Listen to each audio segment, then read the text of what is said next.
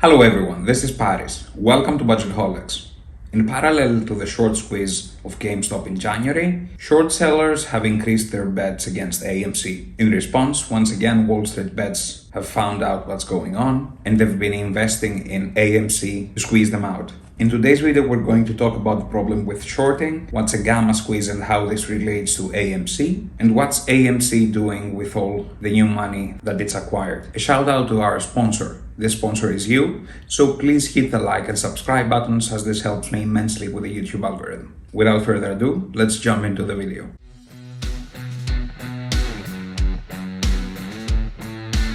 For those of you who haven't watched it, taking a look at my GameStop short squeeze video, for which I leave a link here and down in the description, is a good starting point. When you buy a stock, for example, for $100, this is the maximum amount you can lose.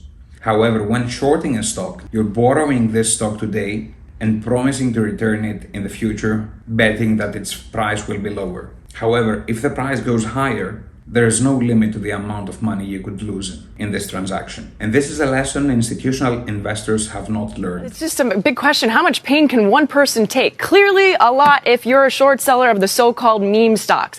10 of the most shorted stocks brought losses for those short sellers to the tune of almost $5 billion in one day. AMC, for example, closed up 95% higher yesterday, causing $2.75 billion in losses for anyone who bet the stock would fall. And that was just yesterday.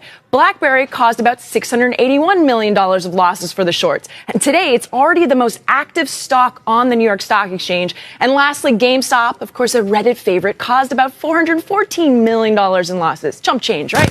And despite the rally in the meme companies, the short sellers continued to hang on by boosting their bearish positions. According to Goldman Sachs, short selling positions continue to climb for 9 straight weeks. Short interest, in particular in AMC, hovered around 20% on Tuesday. You'd think maybe they'd drop it. No. Short interest was about 19% on Wednesday, so they're still going strong. There's even a website titled highshortinterest.com where many retail traders frequent. Workhorse Group is the #1 shorted electric vehicle stock right now, along with Lordstown and Nikola, all stocks that popped nearly 20% yesterday. So these retail investors are cheering the gains with hashtags on Twitter like AMC Strong and Occupy Wall Street AMC as the relentless winning streak in these meme stocks continues to draw blood for short sellers. Keep in mind that when borrowing a stock, you'll be paying interest to the person that lent you this stock. So this is already a costly interaction. If you're shorting the stock for a week, maybe that's fine. But if it's months, the fees start piling up. Just a final point on sorting here. I don't think sorting makes sense, and a lot of finance professionals will tell you otherwise. Instead of wasting time and energy trying to find out which company is going to bankrupt or drop in price, I believe it would be much more efficient to search for companies and other assets that are bound to appreciate and that are bound to give you added value in the future. To me, sorting feels like the employee of a funeral home waiting outside the ER room. One of the problems with the GameStop short is that more than 100% of the total stocks in circulation were shorted. It was something around 140%. And this brings us to covered versus naked or synthetic shorts. Covered shorts are when you borrow a stock, then you sell it, and you make sure that this stock exists for you to buy in a future date. When it comes to naked shorts, a stock is bought by the short seller, then sold, and this stock is again rebought by another short seller and then resorted. So this artificially increases the amount of total shares in circulation, which is illegal, but it doesn't matter.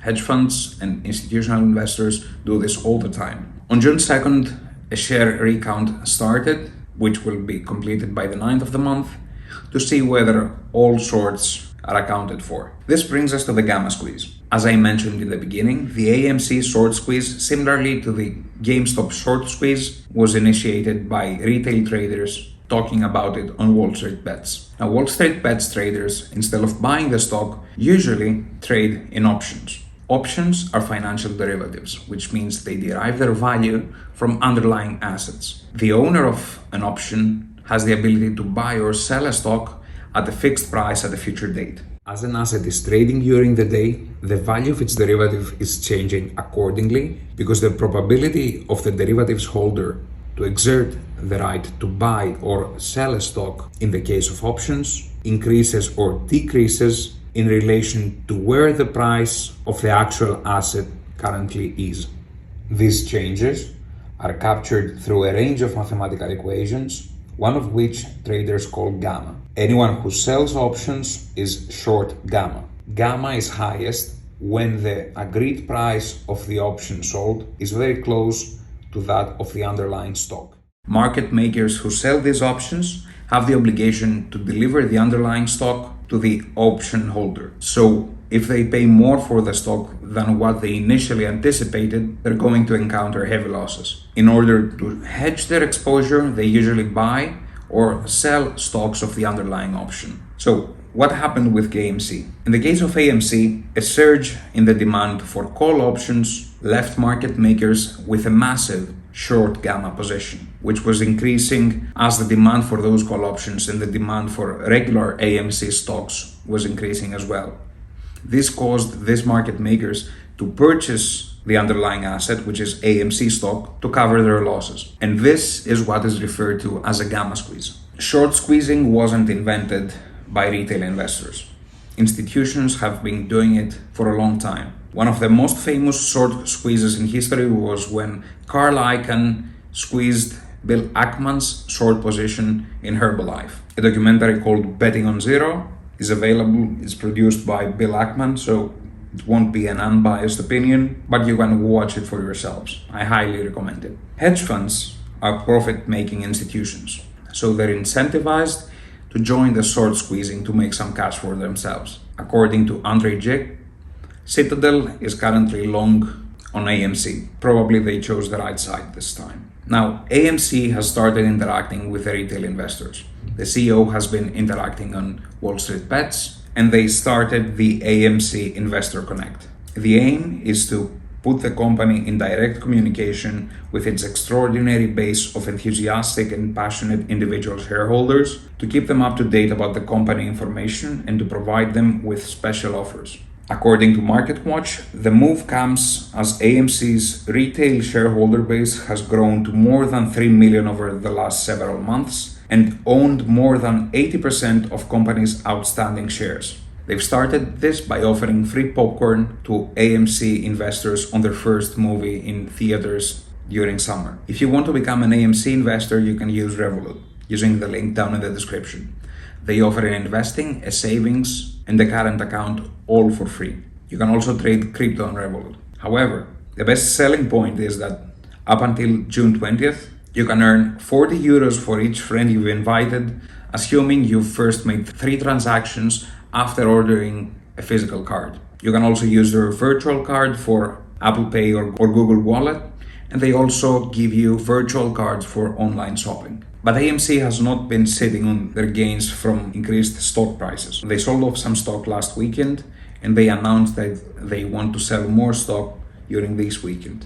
Now, the community is divided on this. On the one hand, some investors say that this is diluting their gains. On the other hand, AMC is trying to pay off their debt and make their business more sustainable. If you're a long-term investor, I think the latter position makes more sense. AMC was essentially handed a free payday, and they seem like they're using it. In terms of stock overview and whether you should buy now. At the moment I'm recording this video, the stock is trading around $58. Firstly, I don't think AMC is a company that's bound to go out of business.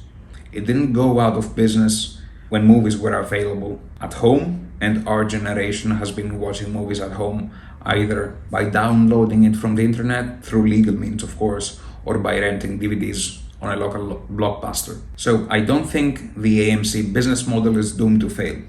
This doesn't mean that it couldn't do with some upgrades. Holding the stock over the long run, to me, is not unheard of for a value investor. However, the question is, where do you go in? At what price do you start building your position? When AMC was trading at $5 or $10, I could have told you, although I'm not a financial advisor and this channel is for information purposes only, that sure, sounds like a great price. But while this battle is raging, the volatility of AMC share price is extremely high, and it could be overvalued. Keep in mind that wallstreetbets does not operate on pure logic. So when it comes to buying a stock now, I would not do it personally for my investment account. However, if you're buying AMC stock instead of going and gambling in the casino, sure, you can do that. And there's nothing wrong with that. You just need to differentiate between investing and speculating. This was my view on what's going on with AMC. If you enjoyed this video, please hit the like and subscribe button and let me know what you guys think about what's going on. Until we meet again, don't stop investing. Cheers.